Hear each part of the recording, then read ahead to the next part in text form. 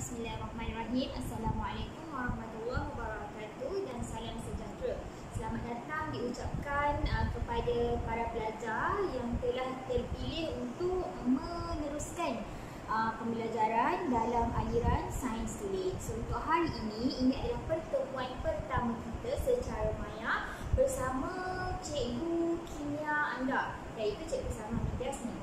Okey. So, pada hari ini kita tak nak buang masa lagi. Cikgu akan perkenalkan kepada anda secara ringkas apa itu kimia dan apa yang anda akan pelajari dalam mata pelajaran ini. Okey, secara ringkasnya, kimia merupakan salah satu cabang dalam bidang sains. Okey, anda pernah belajar sains daripada sekolah rendah lagi. So, anda sambung belajar sains masa di tingkatan 1, tingkatan 2 dan tingkatan 3. Okey, selepas P3 untuk menghadapi SPM, anda perlu memilih bidang. Okey, sekiranya anda memilih bidang sains tulis ataupun anda terpilih untuk melanjutkan tingkatan 4 dalam bidang sains tulis, mata pelajaran kimia merupakan mata pelajaran yang wajib diambil oleh semua pelajar yang mengambil jurusan sains tulis. So, apa itu kimia? Secara ringkasnya, kimia merupakan salah satu cabang dalam bidang sains yang mana dalam kimia ni kita banyak belajar mengenai tindak balas.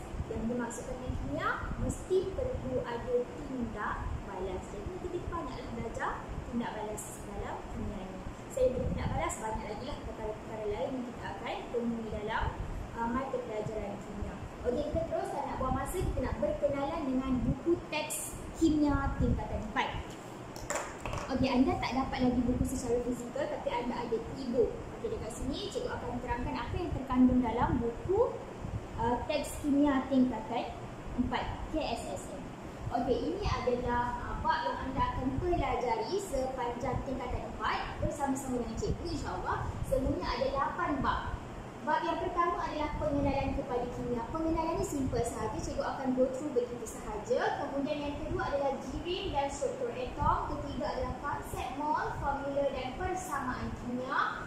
Bab 4 adalah jadual berkala unsur. Bab 5 adalah ikatan kimia. Bab 6 asid, base dan garam. Bab 7 kadar tindak balas. Dan yang terakhir bab 8 adalah bahan buatan dalam industri. Okey, macam cikgu cakap tadi, untuk bab 1 ni hanyalah pengenalan. Jadi perkaranya simple sahaja. Cikgu dah sediakan peta pokok di sini, okey, mewakili peta IT untuk menggambarkan kepada anda apa yang anda perlu pelajari dalam bab yang pertama ini. Okey, bab yang pertama, pengenalan kepada kimia. Subtopik pertama yang anda akan pelajari adalah perkembangan bidang kimia dan kepentingan dalam kehidupan.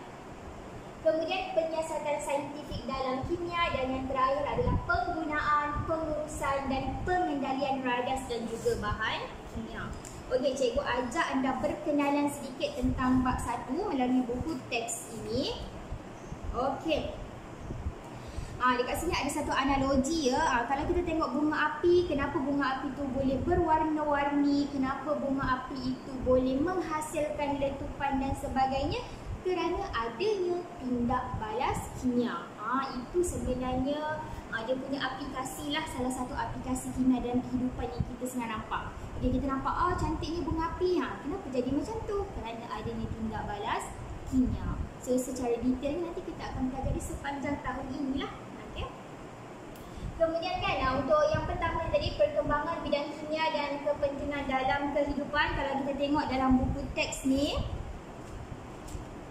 okey, dekat sini dia ada kenalkan kita dengan bahan kimia yang lazim digunakan dalam bidang makanan, pertanian, perubatan dan juga industri. Sebenarnya kehidupan kita ni memang dikelilingi dengan bahan-bahan kimia. Contoh kalau dalam makanan, pengawet, pewarna, perisa tu adalah contoh bahan kimia.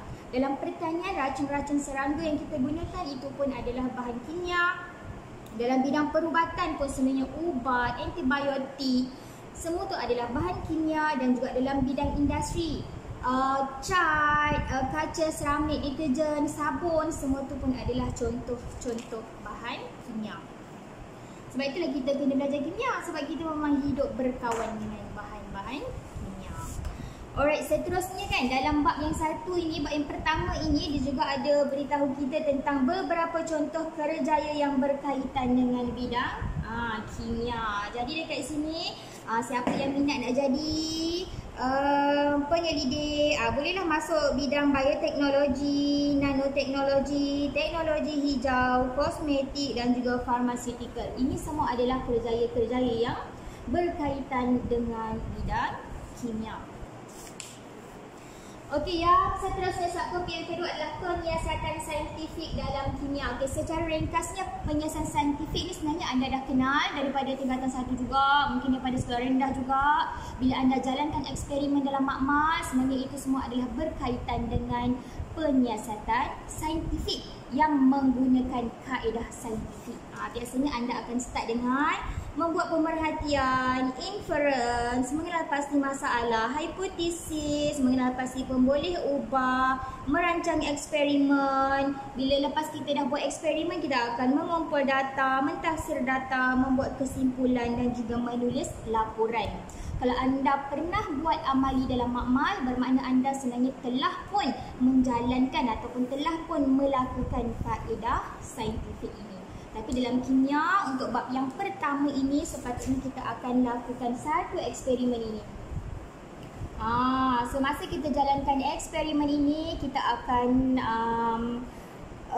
dapat berkenalan dengan lebih lanjut lah dengan kaedah-kaedah yang telah ditetapkan tadi. Memang anda dah ada experience, anda dah pernah buat pun semua eksperimen-eksperimen ini. Tapi eksperimen yang ini adalah yang terdapat di dalam silibus kimia tingkatan 4. Okey. Dan yang terakhir adalah penggunaan, pengurusan dan pengendalian radas bahan. Okey, yang ini dia ajarkan kita lah bila kita ada dalam makmal, macam mana cara kita nak menggunakan alat radas, macam mana cara kita nak mengendalikan bahan kimia. Okey, contoh macam ni dekat sini dia bagi tahulah mula-mula ini adalah peraturan dalam makmal. Okey, ini kemudian adalah pakaian ataupun alat pelindung diri yang sepatutnya kita pakai apabila kita menjalankan eksperimen. Okey, kat sini ada goggle, ada topeng muka, kemudian sarung tangan, baju makmal ataupun lab coat, kasut makmal ataupun kasut sekolah anda, kasut bertutup tu pun okey. Okey, kita berkenalan lagi dengan alat radas ataupun perkakas atau peralatan keselamatan yang terdapat dalam makmal. Okey, ini adalah kebok wasap. Kebok wasap ni kita guna untuk mengendalikan bahan kimia yang berbahaya sebab kita tak nak nanti kita terhidu bila kita buat di luar kebok wasap. So, kita kena buat dalam kebok wasap. Dalam makmal kita ada kebok wasap. Kemudian ini adalah pemadam api, alat pemadam kebakaran. Yang ini adalah pancuran air. Ini adalah eye wash. Yang ini adalah pencuci tangan. Okey, dekat sini juga dia ada ajarlah macam mana cara pelupusan bahan kimia yang betul. Kalau dalam makmal kita tertumpahkan bahan-bahan kimia, macam mana cara untuk kita mengendalikan atau kita membersihkan bahan-bahan tersebut. Semua pun akan diajarkan di sini.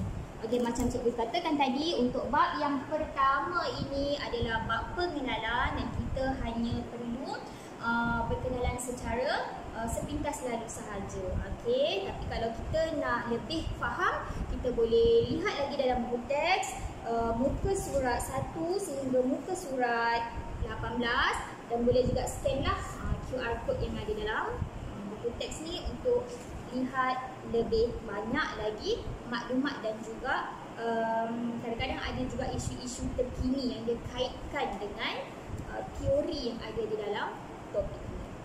Okey, terima kasih.